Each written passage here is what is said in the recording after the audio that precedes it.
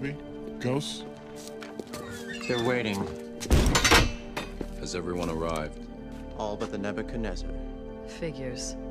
Anything for an entrance.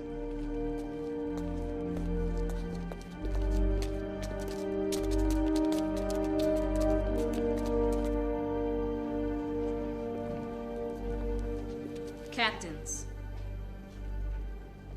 Captain Niobe, my crew and I appreciate what you did for us back there. How is he? He's alive. Happy to be alive.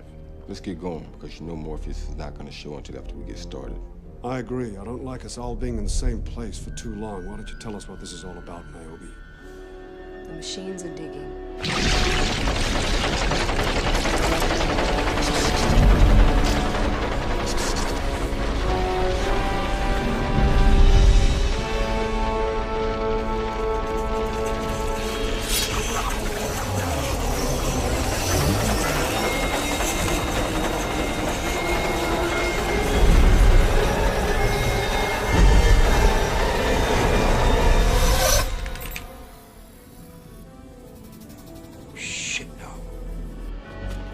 It's the feds. Get to your exits.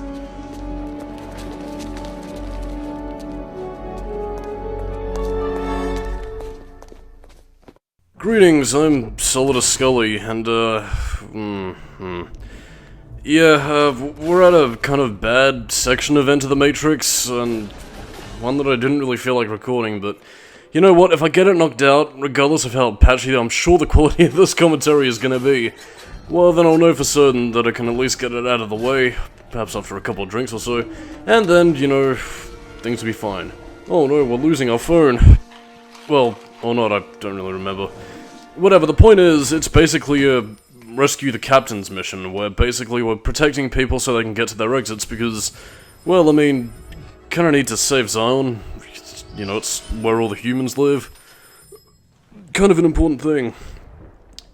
Anyway, it's time for a sewer section. You might remember something similar to this in the Matrix Path of Neo, where there was a mission where Neo had to protect Niobe. Yeah, probably because of the fact that it was, like, 2 years before that ever made it to, like, game, or conceptualization, really. Yeah, that's never really brought up in this game, although, interestingly enough, in the Matrix Path of Neo, there was a line that was indicating that, I think, Ice was also one of the captains that Neo was meant to rescue, but, you know, that doesn't really happen, so I'm guessing that that was meant to be a reference to this mission, where we do end up rescuing Ice.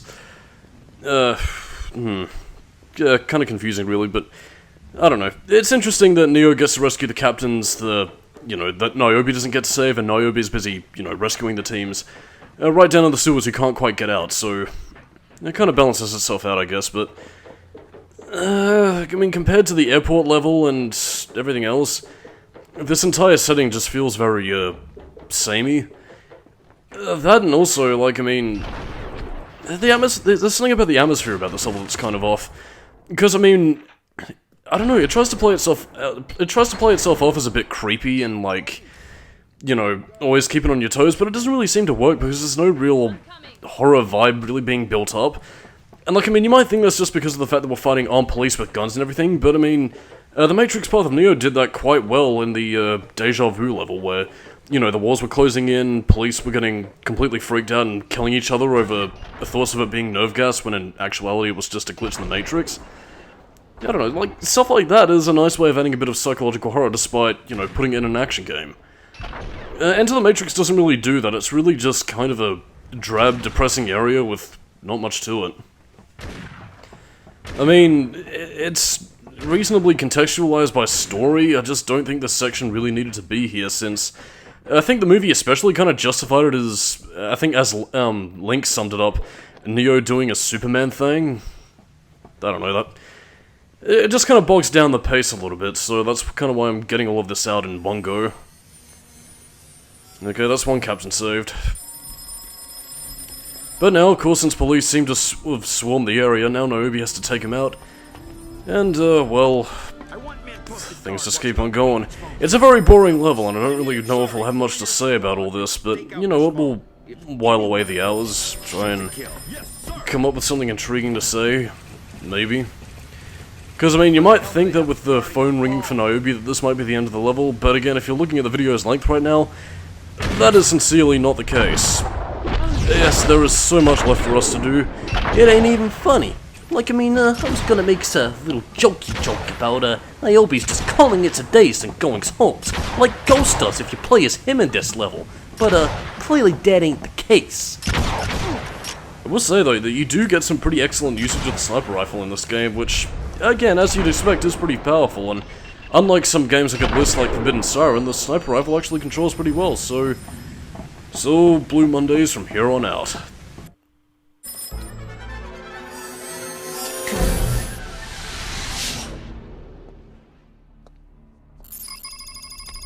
I can only assume you're sending me back in. Yeah, I'm sorry, Captain, but I need to put you back in. It is a mess in there.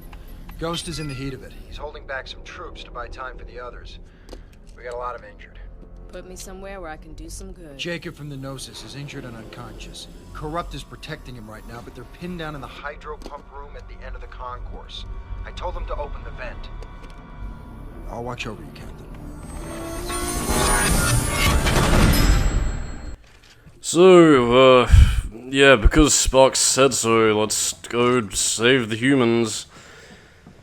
I don't wanna, you know what, I did say that Enter the Matrix's short mission structure was something of a positive, for the game, in the sense that, you know, from a gameplay perspective, it doesn't make commutes between areas too long, and it makes sure that the core gameplay is able to sustain itself within relatively short bursts. And given the fact that you do have a mission select, if you want to go back and replay these levels, then you are more than willing to, you know, you're more than willing to do so and replay some of the segments that are just damn fun. And while this game is obviously very rushed and unfinished, it is, you know, one of the things that does make Enter the Matrix playable in a kind of Devil May Cry 2 way, in the sense that even if there was a lot left that needed to be, you know, refined, fine-tuned, and, you know, finished, you know, again, if the gameplay clicks with you, you know, you could feasibly get a lot of fun game time out of this. Not really so much with the sewer sections here, though, because in the sense that, well, for one thing, everything looks and feels the same. Again, you have the same general muddy sort of water area. There are very few... I hesitate to even call them set pieces at all, since you're basically doing the same sort of actions of kill police and allow, you know, your fellow Zionites to escape. And I mean, even in that case, unlike the Matrix path of Neo, you know, where you had some fun set pieces like having to survive an agent, despite the fact that Neo was, you know, very obviously underpowered and gonna be overwhelmed by one of the agents, you don't really get any situations like that. There's no tension, there's no real horror atmosphere being built up by the music and very low-key atmosphere. I mean, they kind of try with, like, one segment coming up where, you know, Niobe's in a deep dark area and she has to find a flashlight even though she can see, well, I would say reasonably well, but I mean even this area was kind of very poorly lit, mainly as a result of the graphics rather than any legitimate build-up towards atmosphere. I mean, out of all the segments in the game, to me, this feels like the one, like, the one kind of like middle section where I think the developers were probably first getting to grips with, like, how to design the game. I think I might have brought this up before in a previous commentary, I might have talked about it among friends or something. But I think general rule of thumb is that when you're designing a video game, you usually design, like, you design the beginning and ending, like, at the very end when you're very experienced with the game, so you can create a good first and final level to leave the player on with good impressions. Usually it's the middle part of the game, or like some of like the late, some early to late game areas that tend to be very patchy and, you know, kind of bullshit as a result of the developers' inexperience. To me, this kind of feels like a result of that, because everything here is very spartan, very, you know, very roughly designed. So as a result, you kind of feel, well, it makes for a very dull experience. Like, I mean, again, I can live with the graphics not being very vibrant because, you know, the Matrix is, well, is set in an approximation of our real world, so it does have leeway to be rather mundane, especially in the sewer sections, which aren't generally very pleasant to look at to begin with. I don't know, my thing is just that I think they honestly should have gone for more of a, maybe just given it a little bit more pizzazz, rather than just save Zion people who should be skilled enough to get out on their own. I mean, you know, it makes sense if you're Neo trying to help people like, you know, Captain Roland Emmerich or Ballard or Morpheus and Trinity out, because, you know, he's the one and he has powers that none of them have. But I mean, when it comes to Niobe, well, you know, she's on the same level as the rest of them, and, you know, since all of them are kind of convened in the same sort of area, can't they help each other out? I don't know, it's a level that I don't think really needed as much fleshing out, especially considering the fact that the Matrix Path of Neo did later have a mission like this. I don't know. I guess maybe Shiny Entertainment's thing was that they were initially going to have Niobe help the people out, and thus explain why they all show up later on in the Matrix Revolutions and other parts of Reloaded. I don't know. Interestingly enough, though, like, I mean, I guess for Niobe's section of Enter the Matrix, since you do find her in the sewer, interesting part never really gets brought up in this game, which, you know, again, like I said before, probably wasn't conceptualized or even a thought at this point. Would have been a cool thing to have at least seen Neo in the game, which is something I might as well get into now, actually. You don't actually see Neo in Enter the Matrix at all, save for one scene with, you know, well, which is basically taken from Reloaded on, like, during the truck sequence where the Keymaker and Morpheus are basically trying to flip up and, you know, survive. There was initially meant to be, like, an in-game model of Neo, which you can actually find in the hacking section, and, I don't know if it was, no, it wasn't Keanu, I think it might have been one of the development staff who had, like, temp track voice lines, which I guess Keanu Reeves was meant to voice over. I don't know, for one reason or another, they just couldn't get him into the game, so weird. It was meant to be a scene of him rescuing Niobe and Ghost from, like, a second car crash after Morpheus and the Keymaker were saved. I don't know. Kind of a shame it was cut, but I mean, I guess they probably just couldn't get Keanu Reeves in time. God, this section is so fucking boring, man. Now I need to find something to fill the time. I kind of would have liked to have seen maybe... Like, I don't really know what you could have done to have livened things up here. I guess maybe, like, try and give the captains, like, one scene of, like, you know, them interacting with Niobe. I don't know, like, a bit of playful banter, a character moment here and there. I don't know, something to kind of endear them to the player and, you know, give you... at least make you feel appreciative for saving them, because... well, basically all that the captains are really doing at this point is the Spyro the Dragon kind of thing. Is like, thank you for releasing me. And that's, doesn't really endear you to them much, because they're basically just helping video game man escape from video game enemies, so... don't really get to do much. And even fun set pieces like this that should be exciting, like blowing up a thing to open the door, just doesn't really come across that way. I'm still alive. Who else can I keep that way? Malachi and Bane from the Caduceus. Follow the spiral staircase down. Yeah, that's about the amount of story you're getting in this little section. Save people, and who can I help? Because they're useless, I guess. Yeah, one of the few times a silent takedown is useful. This skill could really save your life someday. Let's try it again.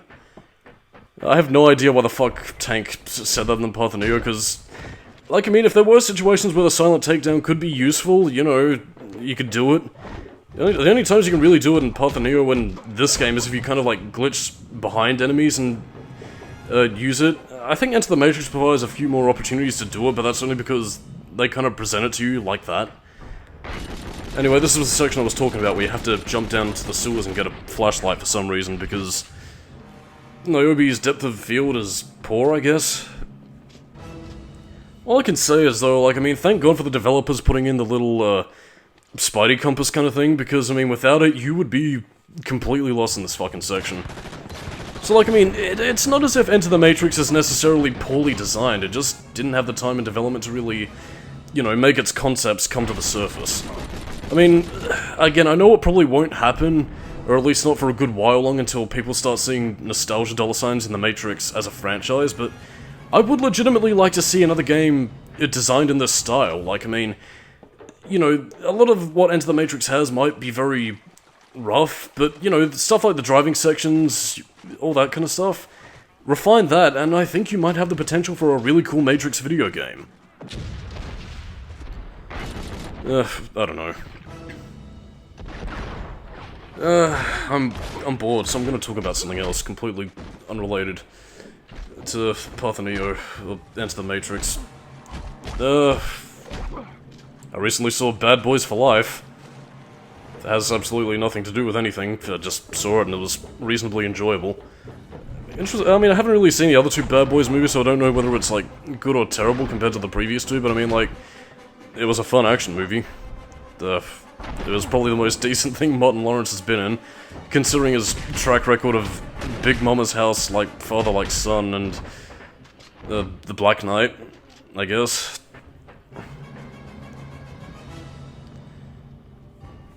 There's another thing I could also talk about, like the music here, like, I mean, you probably can't hear it over my waffling commentary, but, like, I mean, it's presented very low-key, very ambient. Like, you would have thought that they would have tried to pull some deja vu kind of stuff. Like, I mean, since the agents themselves know that, you know, all the captains are gathered in the sewer, you would have thought that the Matrix itself would have changed its program with the whole deja vu kind of thing to kind of trap them there. Which would have been a little bit more interesting, because, you know, you could have had some very DMC Devil May Cry-esque sort of, like, I don't know, limbo kind of stuff going on. I guess, potential that I think the Matrix Path of Neo capitalized on a little bit better, I suppose. Anyway, this is also the mission where you get to rescue Ice and Corrupt, and a very similar section coming up where I think you get to rescue Malachi and Bane, who well, let's just say they're not going to last very long, because, well, Bane becomes Smith, and, well, he's alive at this point. So, as you well know, Smith will suffice. I never, by the way, like, I mean, this might just be because I saw the movies when I was a kid, but, like, I never actually got what that joke was meaning until I got older, because I just saw big words and I thought they sounded smart, but the entire joke of that scene where he was like, oh god, Smith will suffice, which is a really nice scene, and, you know, it does, you know, play with all of the Matrix's more poetic and flowery dialogue to its strength. I don't know, I just kind of appreciate that kind of humor, because it's still within the Matrix's sort of style, but it has playful lines of dialogue, which, especially with Agent Smith, as he starts to come to discover, I guess, very human-like behaviors. I don't know, it's very nice, and it's something that you really don't see in a lot of movies these days. Like, I don't know whether it's just more specifically the whole 2010s cultural thing of, like, self-awareness, where where the characters in the movie have to be more of a reflection of the audience watching it, rather than characters in their own universe, but I don't know, it seems to be kind of a lost art, really, because usually, with a lot of movies I find nowadays, it usually tends to be referring to the audience. Tee, we're just like you, referring to stuff, because reference. I don't know, that's just something that kind of bugs me personally, in part of why. Humor is kind of a subjective thing for me. I don't know. That's just coming from somebody who wasn't very funny in and of himself, but whatevers. By the way, we also get some of my favorite weapons in the game, where you get to use, well, Mech-11 machine guns. I really do like submachine gun and, like, rapid-fire weapons. Always have done since I was a kid, really. Like, I mean, I don't know if it's just the sound it makes, or the fact that I just like the feeling of bullets tearing through my enemy's carcass. It is just a very nice feeling, like that trailer shot that they used just there, which I'm gonna have to check through the advertising, because I'm curious to see if that was ever used in, like, the trailers for this game. Yes, but what can I talk about now? Well, I suppose if nothing else, this is actually really making me want to go off and rewatch the Matrix movies again. It's been a while since I've done that, so maybe for the sake of this commentary, if I ever come up another boring section, well, maybe we can get some fun memories going that way. Because, like, I mean, I suppose if I could talk about my Matrix experience, like, this, it goes right back there, really, because, I mean, I can't remember, I think it was Enter the Matrix itself, actually, because, I mean, I remember a friend went over to my house, because, you know, way back in my childhood, before the PlayStation 2, before anything, really, I was a PC gamer. Feels weird saying that now, considering the culture is just, well, I mean, it already kind of was there, but I mean, as a kid, like, I mean, most of my gaming experience was done via PC. And, yeah, you know, he brought over Enter the Matrix, I played it, and I had a really good time, and, you know, when I found out that there were Matrix movies, that influenced me to pick up the movies, and, well, let's just say by 2003, I was well into my Matrix hype. I saw the movies at an age that I probably shouldn't have, because, well, you know, they did have a lot of darker material, but I think seeing that at such a young age, I think it might have ended up being the one film that shaped my taste in, you know, music, filmmaking, and, well, I guess even writing in general more than any other film franchise. Like, I mean, at that time, one of the biggest things that I enjoyed was, you know, stuff like Star Wars, Doctor Who, and all that. I think The Matrix was really, like, the first adult sort of thing that I think really stuck with me throughout the years, and it's part of the reason why I do want to continue to tout this franchise to this day. Like, I mean, granted, it's not really around that much anymore, considering the fact that a lot of people don't really seem to enjoy a lot of its more philosophical ramblings or find it to be a little bit pretentious. I can see where people come from when they make those sorts of criticisms, but for me, on a personal level, it's kind of a taste thing, really. Kind of a similar thing to Blade Runner, to be honest. Like, I mean, you always have those sorts of movies. I guess Blade Runner might be a bit of a bad example. I guess Donnie Darko would be another example. A sort of movie which, you know, has its fans and, you know, has its points, but a lot of people just kind of, I guess, roll their eyes at, considering what it talks about isn't exactly very user-friendly, so to speak. I don't know, this is also another often used mechanic where you can hang on pipes, which is kind of clunky. As you can see with Niobe's very realistic jumps of Again, you can actually hang down and I believe shoot your guns as well, but it's kind of a clunky game mechanic, really. I don't know, I guess the point I was trying to make throughout my last rambly spiel is that The Matrix is cool. It's a franchise that I'll always have a deep love and respect for from now until the day I die. And, well, let's just say, even though I caught it at the tail end of its life cycle, I'm glad I was still able to enjoy these movies and, you know, the video games and all that as they were coming out at the time. I don't know, like, I mean, I think it also might be part of the reason why I generally tended to stick towards licensed games when I was younger, because I didn't really pick up on Enter the Matrix's flaws as a kid, because, you know, this was, you know, a video game that kind of engaged with me unlike any other at the time. And I guess also, well, the fact that a lot of the licensed games that I played when I was a kid generally weren't that bad. Like, I mean, you know, I still have fond memories playing stuff like The Simpsons Hit and Run, X-Men Origins Wolverine, you know, the two Matrix video games, obviously, and Futurama, the video game.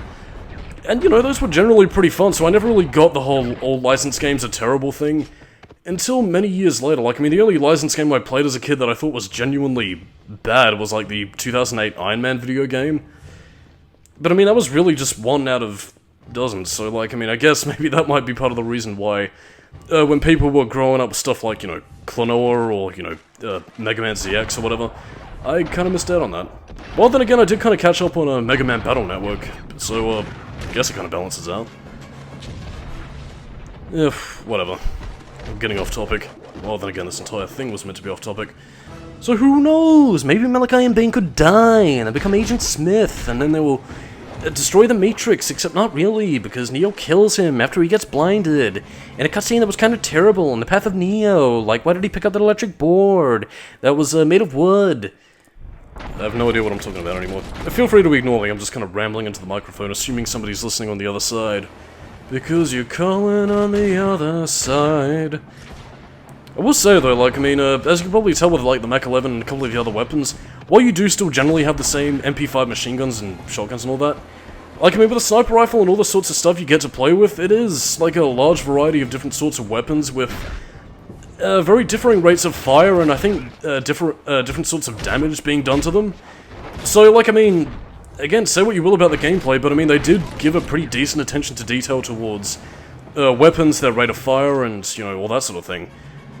So, like, I mean, it's actually kind of a prop I can honestly tend to give above, like, some modern, like, FPS games, because, like, I mean, again, I can't say that I really play a lot of them, but I mean, back in the day when I really did follow the Call of Duty and Battlefield series and all that sort of thing, is that generally some games tend to get a little bit lazy with, like, and again, it's something I actually didn't notice until a friend of mine named Skully actually pointed it out to me, is that sometimes, like, they would give the attention to detail towards, you know, weapons, rate of fire, reload speed, and all that sort of stuff.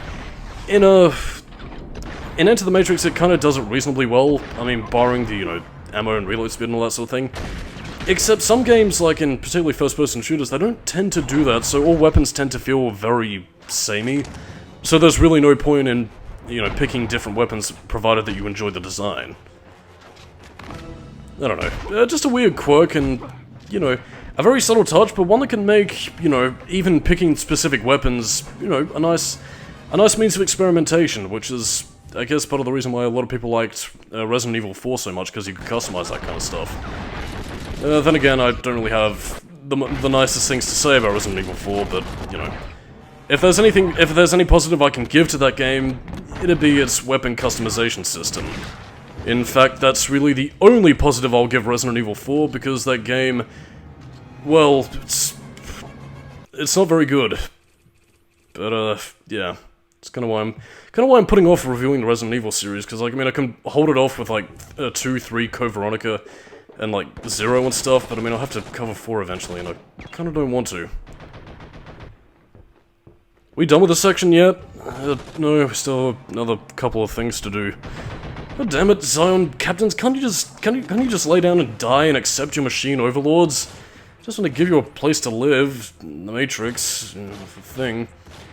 Well, I mean, admittedly that was kind of a plot point that the Architect does bring up in the Matrix Revolutions, and even Agent Smith himself in the first movie, so like it is a constant running theme about exactly, you know, what Zion's purpose was at the end of the day, and even in and of itself, like the interesting sort of dichotomy that I guess a lot of people also bring up when it comes to the Matrix sequels is that a lot of people tend to claim that they never really had anywhere to go in terms of plotting, or at least they didn't think there was any other place left to go besides, well, the route that they went down. I do kind of disagree, because I think the general, you know, while you could argue execution, I think the general structure of the plot was relatively sound, even if it did ultimately result in everything becoming very religious heavy. That was only really more so for Revolutions, though. I don't think The Matrix Reloaded really delved that much into it.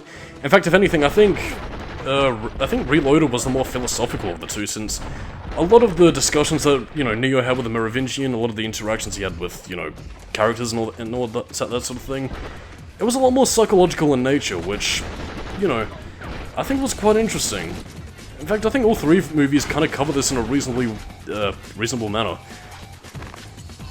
I don't know, like, I mean, the first movie was discovery of a world beyond your perceptions, the second movie was the philosophical musings after which, and, you know, a greater perception of the world around you, and Revolutions, I guess, was really, you know, the symbolism and meaning behind it all, particularly in the focus of, you know, positive and negative reactions, which was, you know, the whole Agent Smith and Neo sort of battle. I was initially going to leave this as a cutscene, but my commentary kind of bled over, so you know what, fuck it. Not as if anything major really happens in that scene anyway, besides Niobe just fucking around. But alas, we are at the last section. Thank fuck shit goodness. Basically, snipety snipe, and the team will be safe. It's not really, again, this... you might think that this is boring to watch, and you might think that I'm just completely a rambling mess at the moment, but it's not really that much fun to play, and honestly, it's the one downfall section. But again, it is a section that is placed smack dab in the middle of the game, so it's kind of inconsequential to the whole thing. And by the time you get to some of the more fun segments later on, well, you know, forgive and forget, I say. So, not really much to worry about.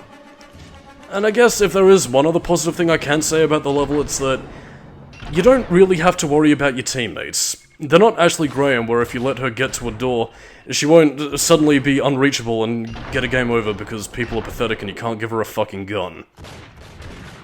Dear God, why did anybody like Resident Evil 4? That game is fucking terrible.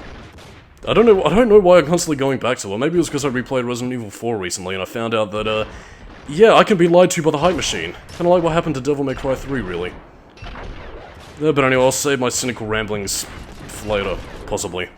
Anyway, as we shoot down the last of these evil police who are really just doing their jobs, kinda would've been a bit better if you had agents here, though then again, I guess you couldn't really kill them, so who knows, really.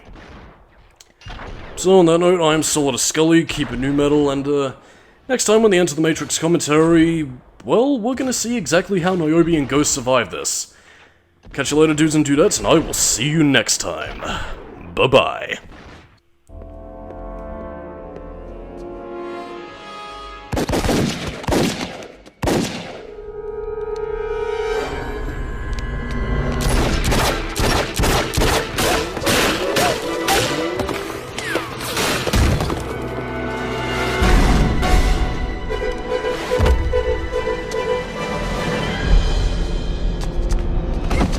Get out of here. We'll draw them away.